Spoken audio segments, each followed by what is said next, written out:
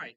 So we've all been watching, or at least a lot of us have been watching, how the Chinese have been harassing Philippine fishermen around islands that we commonly call the Scarborough Shoal. Now, this is absolutely ridiculous, the Chinese behavior. First, on the one hand, they go ahead and they declare a national park so that they can protect the environment. But in fact, they actually have absolutely zero jurisdiction, zero legal jurisdiction in those waters. They've been harassing Philippine fishermen, and they've been actually trying to ram their boats, which resulted in them comically colliding two of their own boats. So let's take a very close and careful look. Now, if you look at the United Nations Convention on the Law of the Sea, to which both China and the Philippines are signatories and state parties to, Article 3 sets the territorial sea.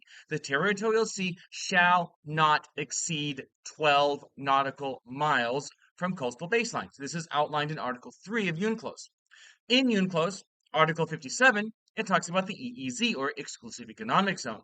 The Exclusive Economic Zone shall not extend beyond 200 nautical miles from the baselines to measure the territorial sea. That's in Article 57 of UNCLOS. Now, if we look at the location of Scarborough Shoal, which is the common name for the island in English, it is 124 nautical miles from Zambales, which is a province in the northwestern part of Luzon Island, northwest of Manila.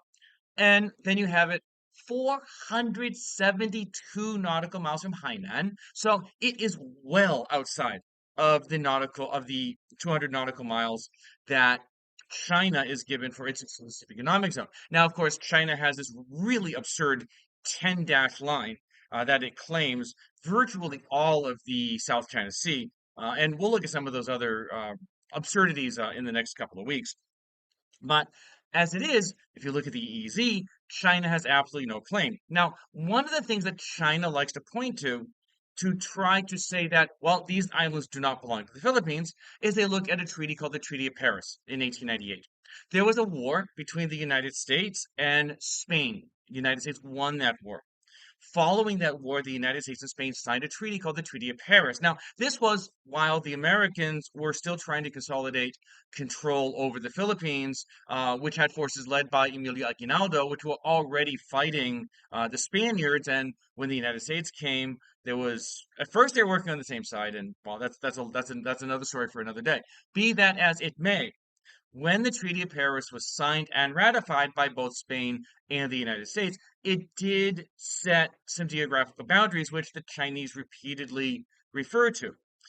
In particular, the relevant line here is that on the west side of the archipelago, it shall be at 118 degrees east.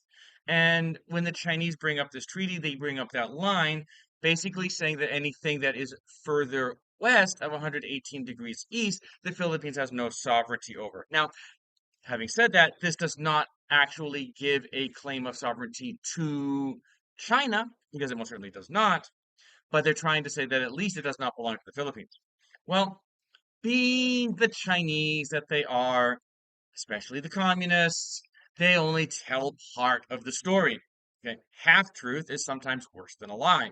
Because if you look at the islands, of course, yes, some of the islands that are in the Philippines today, for example, some of the Batanes Islands, which are close to Taiwan, are not inside the box that is created by the Treaty of Paris. In that case, the 20 degrees north line in the Luzon Strait. There's also other islands, the Kalayaan Islands, which is a topic for another discussion and a much more contentious one in my view. But there's also the Cagayan de Sulu and de Sulu, sorry, and the Sibutu Islands, okay, which are also part of the Philippines, but do not fall within the box that are created by the Treaty of Paris. What China conveniently ignores is that there was another treaty 2 years later, 1900, the Treaty of Washington, in which Spain and the United States tried to clean up the loose ends. They tried to clean up the mess that was made by some of the impreciseness of the Treaty of Paris. And in that, they explicitly state the Sibutu Islands and the Cagayan de Sulu Islands. They do not explicitly mention the Kalayaan Islands, and for the purposes of the discussion, I will confess right now that the Kalayaan Islands at that time were not Filipino. But the one island here that we're talking about is the Scarborough Shoal. And yes, it is not mentioned in the Treaty of Washington, but the Treaty of Washington also states very clearly that any and all islands belonging to the Philippine archipelago. So it's not limited just to the islands of Sibutu and Cagayan de Sulu, which are mentioned in the Treaty of Washington, but also any other islands appertaining to the Philippine archipelago. So, what does that mean? Well, that means is if the islands themselves are actually a part of the Philippines and can be shown to have been part of the Philippines prior to 1898, then obviously those islands belong to the Philippines. Can we do that? Yes, we can, because we can look at a number of 18th century Spanish maps. Remember, the Spaniards were the colonial power over the Philippines until 1898. And in multiple maps, okay, the Scarborough Shoal is included as an administrative part of the Philippines, administrated from Zambales province, which, if you're not familiar with the Philippines, again, it's northwest of Manila. It's actually where the naval base that the United States had there at Subic Bay is located. It's actually a really beautiful province northwest of Manila.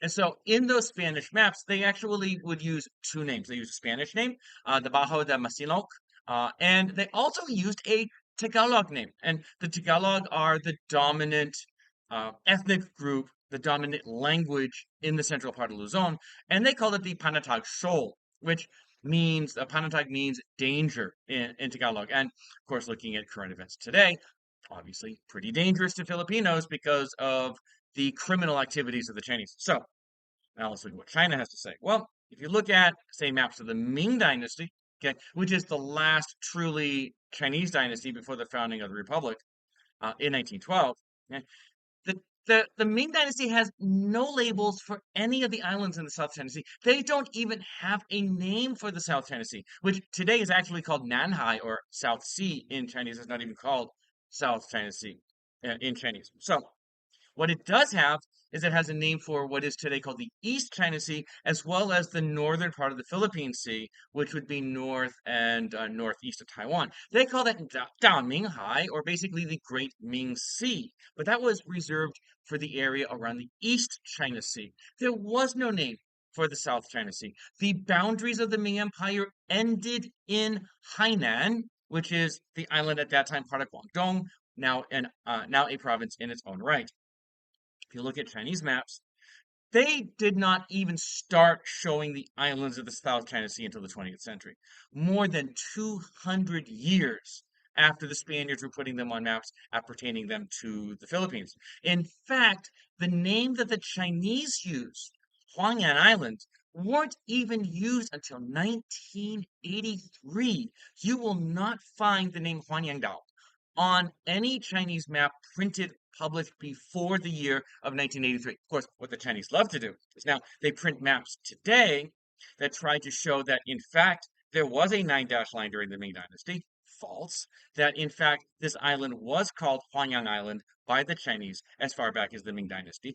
False. Because if you look at the maps of that era, there's absolutely no mention of it. So now, what does that mean for the Scarborough Shoal? Now, the Scarborough Shoal itself does not generate an EEZ because, according to UNCLOS, only islands that are capable of independently sustaining human habitation qualify for an EEZ. And the tribunal that was formed under the auspices of UNCLOS to look into this question ruled that none of the islands in the South China Sea, at least south of the Paracel Islands, are capable of independently sustaining human habitation. So none of those islands generates an EEZ. Now, arguably, Scarborough Shoal does generate a 12 nautical mile territorial sea, but China has no claim to it. If anyone has a claim to it, it's actually the Philippines, and that is actually as a virtue of the Treaty of Washington, which the Chinese continually and routinely ignore. So China, you're telling half the story when you mention the 1898 Treaty of Paris, but you're lying by omission because you're completely ignoring the fact that there was a following treaty just 2 years later, the Treaty of Washington. China, stop your lies.